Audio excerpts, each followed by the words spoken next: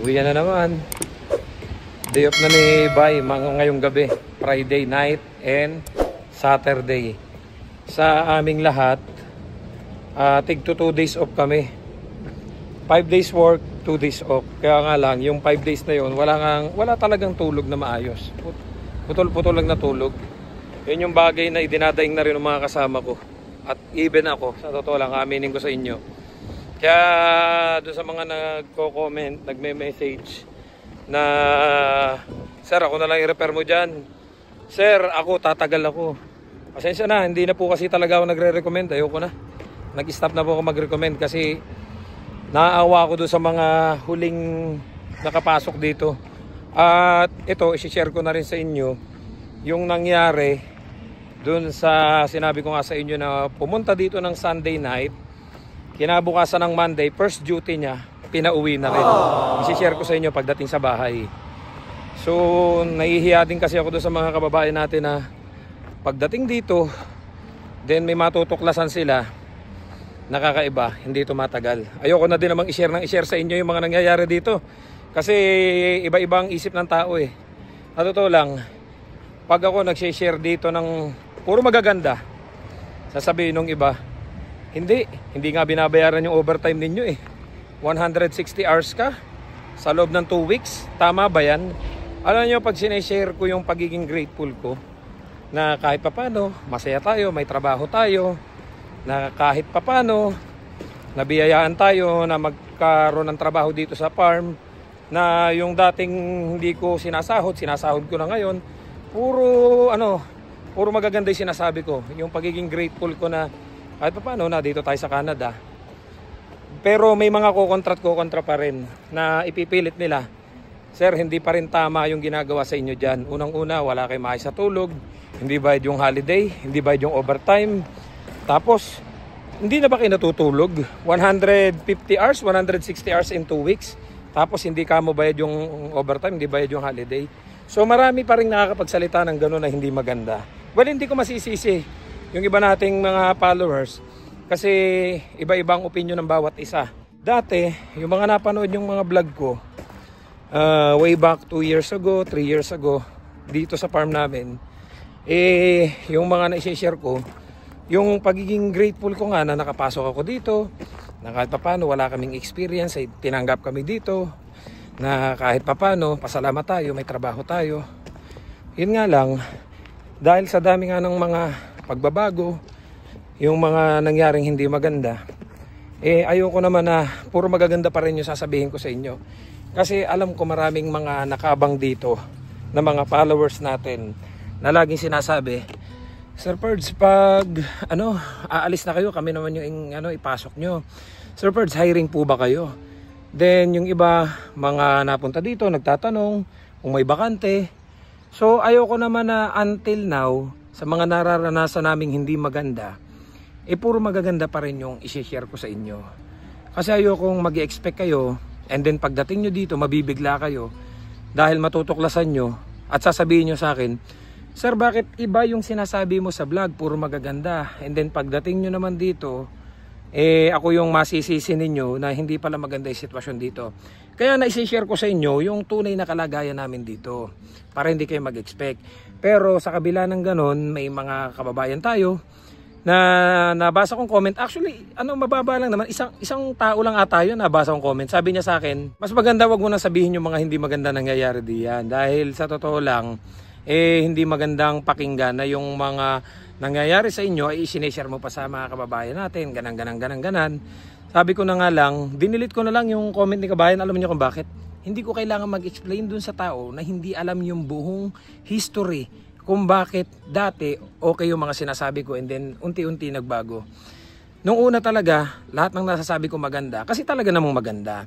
Kasi kahit naman sa kabila nung hindi kami nababayaran ng overtime, ng holiday, kahit pa paano okay pa. Pero sa dami na rin ng mga pagbabago, for example, alam niyo yung wala kaming maayos sa tulog talaga. Nag-request kami na baka pwedeng gawing 2 shift kasi nga sa ibang farm na mga nakausap namin, 3 shift din sila pero 2 shift lang yung papasukan ninyo. Kagaya nung isang farm na pinag-applyan dapat namin na hindi namin tinuloy. na sabi nga sa amin, dito 3 shift. Pero papasukan nyo, pasok kayo ng umaga, hindi kayo papasok ng hapon, pasok kayo ng gabi. Pag pumasok kayo ng gabi, hindi kayo papasok ng umaga, pasok nyo hapon pa. Alternate, para may pahinga yung tao. So yung nangyari sa amin dito, talagang wala na. The whole week, 3 shift kami, walang maayos na tulog, walang maayos na pahinga. Alam mo yun, nanlalata na lahat ng tao. Sabi nga namin, ba't hindi na lang kumuha ng isa pang tao para may pang-alternate, para hindi naman pagod na pagod yung mga tao, pero hindi sila nakikinig. So, alangan namang, hayaan ko lang na biglang pupunta kayo dito, mag-apply kayo dito, hindi ko share sa inyo para hindi kayo mag-expect ng sobra-sobra. Kaya kahit papano, i-sinishare ko sa inyo para yung iba, hindi yung pagdating dito, biglang magugulat. Ano, sa dami ng na-hire nito lang nakaraang buwan, sunod-sunod yung umaalis. Merong naka 1 day lang, 2 days lang, 3 days lang, 1 week lang, so wala talagang tumatagal. Then may nagtatanong, sir, bakit hindi sila tumatagal? Ano yung sitwasyon ba dyan? Ano yung nangyayari? So sinasagot ko lang po kayo para kahit paano hindi kayo mag-expect ng sobra-sobra. Pinat! Hi! Oh, come here, come here. Miss mo ako, anak? Miss mo ako? Ha? I love you. Oh, play na tayo, play na. Game, play. Ito naman eh. Oh, gawin na toys. Oh, dito. Pili. Nantay mo ako? So mag-play? Oh, yun. Pa si daddy. Nantay mo si daddy? Oh, tara na. Nag-invite kasi si kuya. Doon na daw kumain. Nagluto daw sila. So, doon na kami kakain ni Peanut. Then, mamaya, pasok pa ako ng gabi. Siguro baka diretso pasok na ako. Pupuin ko lang to at saka ihiin ko lang bago siya sumakay sa sasakyan kasi kanina pa yung nakakulong sa kwarto eh. Well anyway guys, so ganito nga yung nangyari. Kung nasubaybayan nyo, I think mga 15 vlogs na yung nakalipas, 15 or 20 vlogs na yung nakalipas. Nung may mga ipinasok tayo dito mga tao kasi nanghingi sa atin si boss ng tao. That time may umalis kaming 2 Mexican. So nung umalis yung 2 Mexican, mag-o-offer daw sila ng LMIA dito. So nung mga time na yon, binalikan ko yung mga followers natin na nangungulit sa akin na gusto nila makapasok dito. So nakapagpasok naman tayo dito ng tao, kaya nga lang yung iba hindi mga tumagal. So mayroong 1 day lang, may 2 days lang, and then yung isa from Alberta dumating dito. Kaya nga lang nakatagal siya ng 1 week. Sabi nga namin, wag nyong biglain kasi di po ba nung una namin dating dito 2 shift lang kami. Bago namin naranasan tong 3 shift, kumbaga na-train na kami from 2 shift bago kami nag-transition into 3 shift. Kumbaga medyo nakaranas na kami ng utay-utay bago kami i-train shift. Pero yung mga dumating dito, binigla sila ng 3 shift. So, anong nangyari? So, 1 week pa lang, wala na silang maayos sa tulog. So, sabi nga sa akin, Kuya Perds, parang nahihilo ako, hindi ko kayang pumasok. So, sabi ko, sige, sabihin ko na lang. So, pumunta ako doon, dahil nga alam nyo naman, kung nasubaybayan nyo nga, si Mokong na yung pinagkatiwalaan, yung ibang lahi. Hindi na sa amin. Kasi dati, pag may dumarating dito, kami nagtuturo, mga Pilipino. So, kumbaga, may teamwork. Yung gagawin mo, yung gagawin ko, pare-pares tayo. Walang gulangan. Iisa yung galaw natin. Magtutulungan tayo. Hindi yung, ikaw lang may hirapan. Ang mangyayari, ikaw ngayon dito, bukas ako naman, bukas si Alan, ganon. So, nangyari, pag may dumarating dito, kay Mokong na pinatuturuan. So, hindi organized. Dahil nga, hindi naman siya yung duty doon sa milking parlor, kami. So, may mga trabaho na hindi nagagawa, kami nahihirapan. So, nung sinabi ko, hindi daw makakapasok yung bago. Sabi kong ganon. So, ang sagot niya sa akin, bakit ikaw nagsasabi?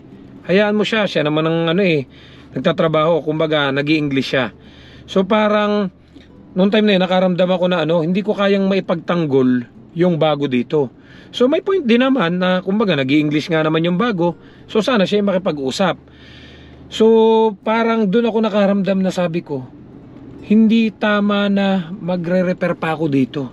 Kasi yung dinadanas nga ng mga tao, ganyan. So, nung time na yun, parang sabi ko, ayoko na mag-repair.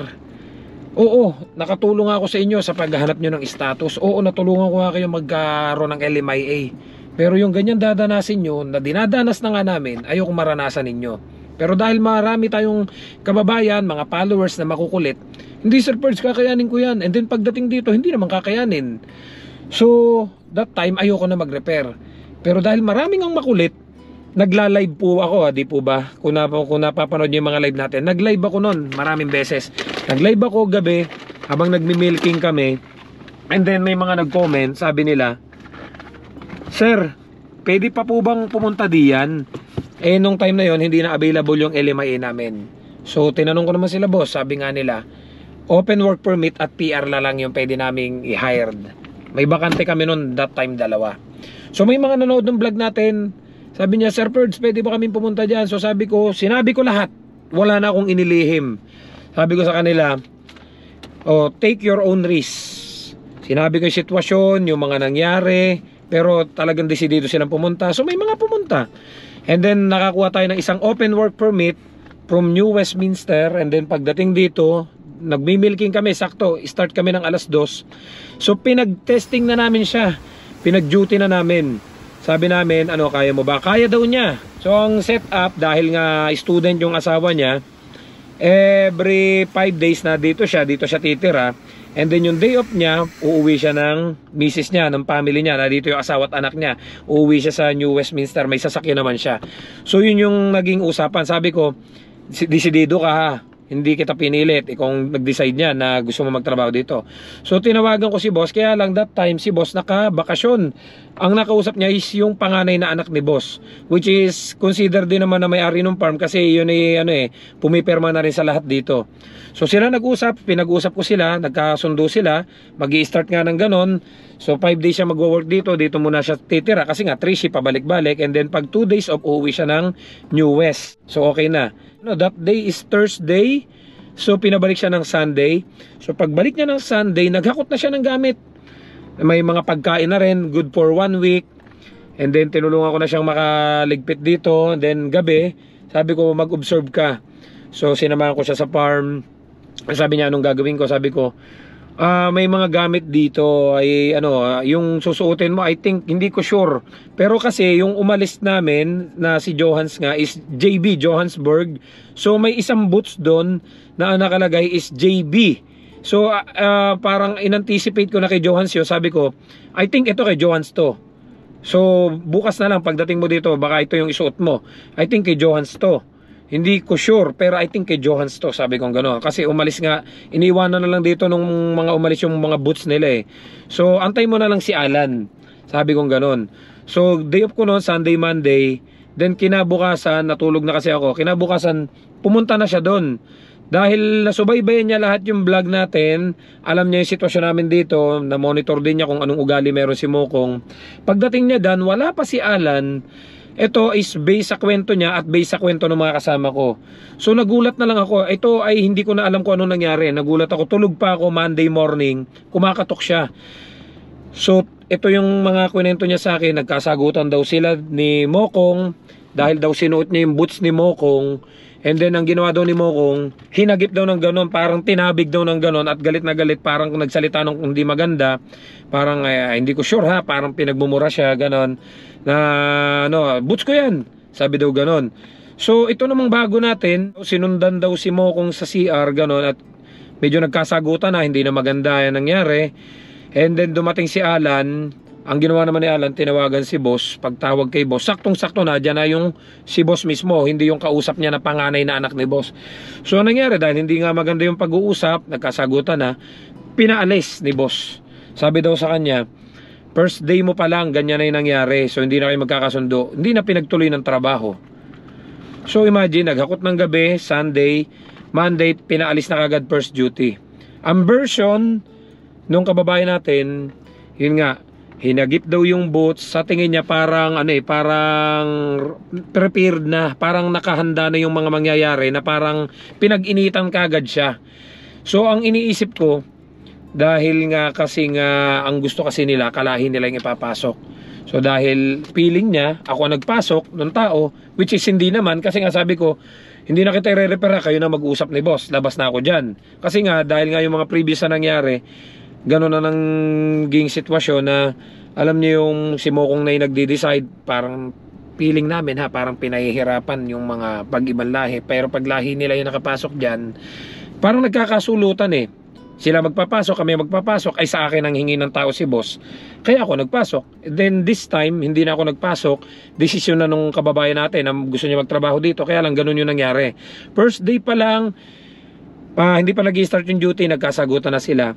And then ang sinagot daw niya, ito eksaktong sinabi niya sa akin eh. Sabi daw niya doon kay Mokong, kung ayaw mo ng Pilipino magtatrabaho dito, ipasok mo kung sinong gusto mong ipasok. Wala akong pakialam kung sinong gusto mong ipasok. Sabi daw niyang ganun, parang ganun. And then ito naman yung version ng mga kasama ko ni Alan. Pagdating na daw niya dito, nagbihis na, nagsuot na kagad ng boots, ganito ganan. So nagkasagutan na nga ganun. Eh dinat na nga daw ni boss. So pinaalis na lang ni boss. Kung sa akin lang, kung tatanungin at even yung iba kong kasama, that is just a simple mistake. Kung nasuot mo man yung bota ng iba, kahit kalahi nila, suotin yung bota ko, bago na doon dumating, ang gagawin ko lang po doon, sasabihan ko lang, ay, that's my boots, you cannot use that. So simple mistake lang, di po ba? So hindi na darating sa point na tatabigin ko, aawain ko yung tao, kasi bago eh. Kailangan turuan mo yung tao ng maayos, hindi yung aawain mo ng ganon. So ang version naman ng mga kasama ko, dahil nga sinuot na kagad yung boots, parang ika nga eh, instead na mag-antay na lang muna doon kung ano yung susunod na instruction, kumilos na ng kanya.